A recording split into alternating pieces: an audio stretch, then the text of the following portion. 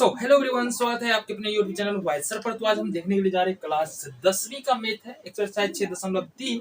और इस वीडियो हम इससे पहले वाले वीडियो में हमने क्या किया था, क्वेश्चन नंबर 7 तक कंप्लीट कर लिया था।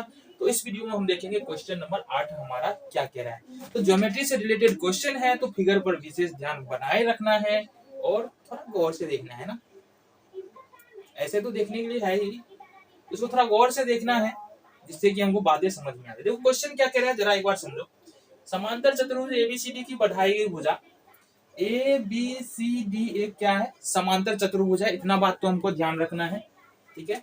ए बी सी डी एक समांतर चतुर्भुज है जहां से एडी भुजा को ई तक बढ़ाया गया है, यानी इस वाले भुजा को थोड़ा और आगे खिसका दिया गया है। अब यहाँ से हुआ ये कि बीई को मिला दिया गया है, एडी को खिसकाया, बीई को मिलाया। अब मिलाने के बाद जो है ना, बी क्या कर रहा है, डीसी को एफ बिंदु, अब यहाँ पर एफ हम लिखना भूल गए हैं।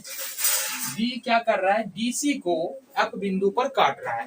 बीई डीसी को एफ बिंदु पर काट रहा है। हमको साबित करना है त्रिभुज ए बी ई किधर है, जरा देखो। ए बी ई ये है यहाँ पर, ए बी यहां से चले जाएंगे ई। इस वाले त्रिभुज ए बी ई समरूप है त्रिभुज सी एफ बी के। किसके, सी एफ बी, इस वाले त्रिभुज, ठीक है। तो अभी दिख रहा है ना, त्रिभुज A B E C F B हमको साबित करना है। आ जाओ जी क्वेश्चन में। इतना बात तो हम यहाँ लिख दिया है। समांतर चतुर्भुज ए बी सी डी की भुजा एडी को ई तक बढ़ाया गया है तथा बीई डीसी को एफ बिंदु पर काटता है। बीई को मिला दिया गया है और बीई जो है डीसी भुजा को एफ बिंदु पर काट देता है। साबित क्या करना है, त्रिभुज ए बी ई जो हमने बताया, ए बी ई समरूप है त्रिभुज सी एफ बी के। कहा है, सी एफ बी, ये वाला त्रिभुज। ध्यान आ गया। चलो जी प्रमाण देख लेते हैं। प्रमाण तो यही करेंगे हम, त्रिभुज ए बी ई तथा त्रिभुज सी एफ बी में।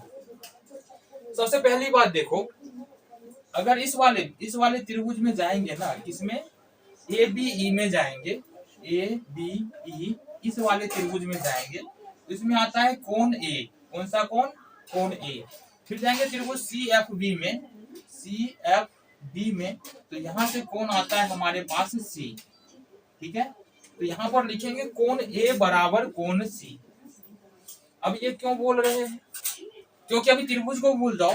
ए बी सी डी एक समांतर चतुर्भुज है और चतुर्भुज का जो आमने सामने का कोण होता है, यानी कोण ए बराबर सी और कोण बी बराबर कोण डी, ये क्या होता है, बराबर होता है। तो ये हम लिख लेंगे समांतर चतुर्भुज का सम्मुख कोण है। समांतर चतुर्भुज का सम्मुख कोण यानी कि सामने का कोण बराबर होता है। तो एक बात तो हमारे पास ये निकल के आ गया, इसलिए हमने लिखा कोण ए बराबर कोण सी। अच्छा एक बात और दिखाते हैं तुमको, वो क्या है, आप जरा देखिए। देखो ये ए को खींच लेते हैं हम, ए को हमने खींचा, ये ए है, एक ई है, ठीक है। और नीचे हमने खींचा यहाँ से, ये बी है और ये मान लो सी है। देखो ए ई, एक बार छोटा कर लेते हैं ताकि समझ में आए। चलो ये बी सी है। यहाँ से क्या है, एक बात हमको ध्यान देना है, यहाँ से ए ई समांतर है बी सी के। देखो ए ई समांतर है बी सी के, समझ में आ रहा है। और ये जो है ना, ई वाला यहाँ से पॉइंट आके यहाँ पर मिल रहा है, तो यहाँ पर हम क्या बोल सकते हैं, ए ई समांतर बी सी है और ई बी एक तिर्यक रेखा है। क्या है, ई बी एक तिर्यक रेखा है जो ए ई और बी सी को काट रहा है।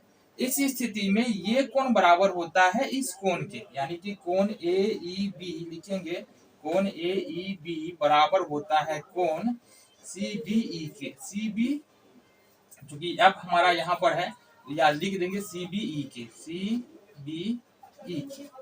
क्यों होगा, क्योंकि देखो समांतर, अगर कोई समांतर रेखा होता है तो एकांतर कोण क्या होता है, बराबर होता है। तो ये एकांतर कोण है, इसलिए क्या हो जाएगा, बराबर। तो आओ जरा लिख ले हम इसको, तथा त्रिभुज कौन हो जाएगा हमारा ए ई बी बराबर, इस तरीके से लिख सकते हैं A E B C B F, यानी कि अगर हम यहाँ से देखेंगे तो ये कोण बराबर हो जाएगा हमारा इस कोण के। ठीक है, अब देखो त्रिभुज ए बी ई और त्रिभुज सी एफ बी में दो कोण बराबर हो गया है, इसलिए जब दो कोण बराबर हो जाता है इसलिए लिखेंगे त्रिभुज ए बी ई समरूप हो जाएगा त्रिभुज सी एफ बी के। क्यों हो गया? क्योंकि जब दो कोण बराबर होता है तो ए समरूपता प्रमेय से हम जानते हैं, है ना, ए समरूपता उपप्रमेय, इससे हम जानते हैं कि त्रिभुज समरूप हो जाता है, इसलिए हमने दो कोण साबित कर दिया, ये दोनों त्रिभुज क्या हो गया, समरूप हो गया। तो ये था हमारा क्वेश्चन नंबर 8। देखेंगे क्वेश्चन नंबर 9 को। तो क्वेश्चन नंबर हमारे पास अब है 9, और क्वेश्चन नंबर 9 में क्या कह रहा है और जरा देख लेते हैं। पिक्चर देख लो, ऐसा ही पिक्चर है, एनसीईआरटी बुक में भी मिल जाएगा, ऐसा नहीं यहीं पर है। पाठ्य पुस्तक की पृष्ठ संख्या 154 को पलटो, वहां की आकृति 6.39 जो कि बना हुआ है 6.39 में त्रिभुज एबीसी और एएमपी दो समकोण त्रिभुज है। अब कहां पर है एबीसी, कहां पर है एएमपी? त्रिभुज एबीसी देखो, ये वाला त्रिभुज एबीसी, ये वाला त्रिभुज, ठीक है। दूसरा त्रिभुज है एएमपी, ये वाला त्रिभुज नजर आना चाहिए, ये एमपी, ठीक है। ये क्या है, समकोण त्रिभुज है। त्रिभुज पहला तो है एबीसी जो कि रेड कलर में दिख रहा है, दूसरा है एएमपी, दोनों क्या है, समकोण त्रिभुज, जिसमें क्रमशः बी और एम ये समकोण है, यानी कि ये समकोण बन रहा है और यहाँ भी समकोण बन रहा है। तो हमको साबित करना है त्रिभुज एबीसी समरूप है त्रिभुज एएमपी के, साथ ही साथ सीए बट्टे पीए और बीसी बट्टे एमपी हमको साबित करना है। अब अगर समरूप एक बार हो जाएगा तो ये तो हो ही जाना है, तो कैसे करेंगे आओ जी जरा देख लें। ये हमने लिख लिया है, जो दिया है हमारे पास, त्रिभुज एबीसी और एएमपी समकोण है, कोण बी और एम समकोण है, ठीक है, समकोण त्रिभुज है, यहाँ से लिख देना समकोण त्रिभुज है।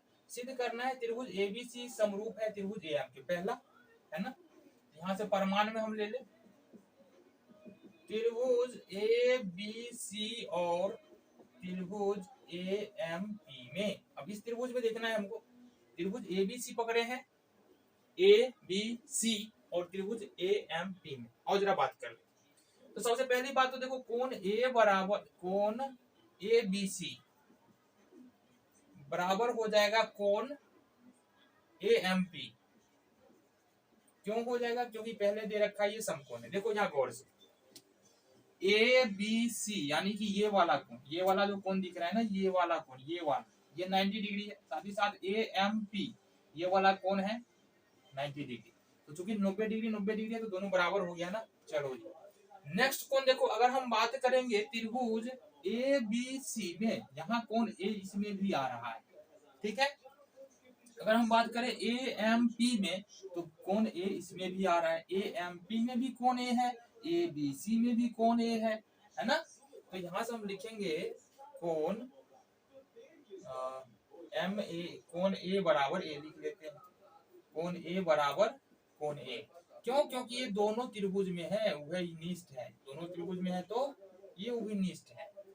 अब देखो त्रिभुज के अंदर त्रिभुज एबीसी और त्रिभुज एएमपी में दो कोण बराबर हो चुके हैं, और दो कोण बराबर होने का मतलब है त्रिभुज एबीसी समरूप हो जाएगा त्रिभुज एएमपी के। क्यों हो जाएगा? ये बताता है हमारा कौन सा, ए समरूपता उपप्रमेय। इसका मतलब ये हुआ, यदि किसी दो त्रिभुजों का दो कोण बराबर है तो वो त्रिभुज आपस में समारूप होगा। आ जाओ जी, ये पहला पार्ट हमारा साबित हो गया। दूसरा पार्ट क्या, जब समरूप हो जाएगा दोनों त्रिभुज तो हम इसलिए क्या लिख सकते हैं, लिख सकते हैं ए बी बट्टे ए एम, बी सी बट्टे एम पी और साथ ही साथ ए सी बट्टे ए पी। कैसे अनुपात लिया हमने, ए बी को पहले दो को पकड़ा, फिर यहाँ दो को पकड़ा, लास्ट वाला दो को पकड़ा बीसी, तो यहाँ पर एमपी को पकड़े हैं, फिर एसी को पकड़े हैं पहले लास्ट वाला को, तो यहाँ पर एपी को पहले और लास्ट वाला को पकड़ा है। साबित करने के लिए क्या बोल रहा है, सी ए बट्टे पी ए, देखो ये बोल रहा है सी ए बट्टे पी ए, ये दोनों को अगर हम पकड़ ले काम बन जाएगा। ये हो जाएगा हमारा क्या जी, सी ए बट्टे पी ए। देखो या आप ए सी लिखो या सी ए लिखो, उसमें कोई फर्क नहीं है।